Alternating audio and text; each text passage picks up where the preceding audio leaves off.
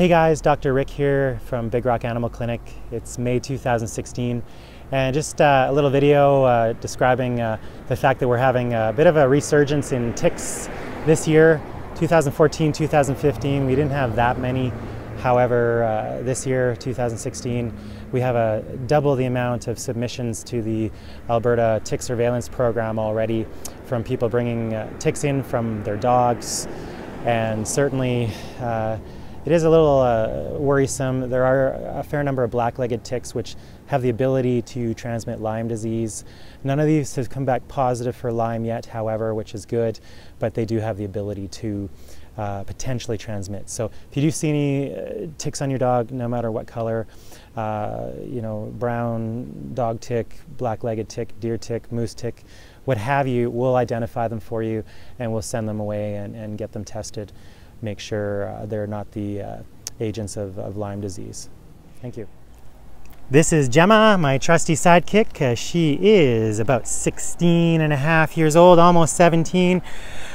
She does have tick protection medication on her, but we're going to try to find some ticks down by the river. Last week we did have a tick just over here near the clinic come in on a dog, and that's one of several that we've had already. So there's the train tracks, and then just over that is the river. So we're going to take a peek and see if we can find any ticks.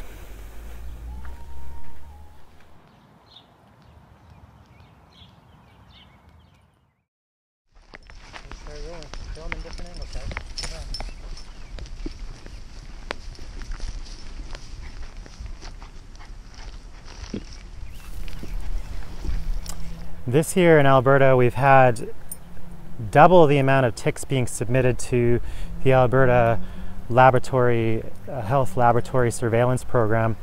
And a lot of them actually, I think about 9% of them have been black-legged ticks, which have the potential to transmit Lyme disease.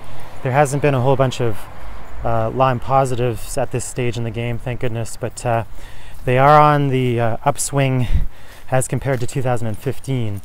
So that is certainly worrisome to our dogs, of course, and us humans. So remain vigilant when you're out on the trails, and absolutely stop on in. We can chat about tick prevention. It's very simple, much simpler than one would think actually for our dogs. So ticks like to hang out typically near the collar line, behind the ears, around the neck of dogs. Of course, they can be anywhere, but I always do a tick check. I flick up the ears, make sure there's nothing in there, feel around, and if you do encounter a tick, don't do any old wives' tales like Vaseline or anything like that. Just bring them into a vet. So this is one of the ticks that we did receive. There was a client walking his dog down by the river valley, about 500 meters from the clinic here, just by the Sheep River and the tall grass. He brought the dog into the clinic, and we removed the tick wholly, got the head and whatnot, but you can certainly see where the tick was buried. This is still a part of the dog's skin where the tick is grabbing hold of. And due to the fact that he is a black-legged tick, we are going to send him away to make sure he's not carrying the Lyme disease vector. Thanks guys, hope you learned something about this tick season 2016, and certainly be vigilant, not for just the dogs but also yourselves, because there are a lot out there, and if you do find any, bring them in, bring the dog in, we will get them for you and we'll submit them. Go from there. Thanks, bye now. Gemma wave, Gemma wave. Gemma wave. Come on, Gemma wave. Gemma wave. Gemma wave. Come on, Gemma wave. All right. She still works for liver treats. Good job, Gemma. Thanks for being the best cameraman ever. Hey, Gemma. And here's my trusty helpers, Annah and Braxton. Thanks for helping, guys. And thank you, Gemma. Hey guys, Dr. Rick here from Big Rock Animal Clinic.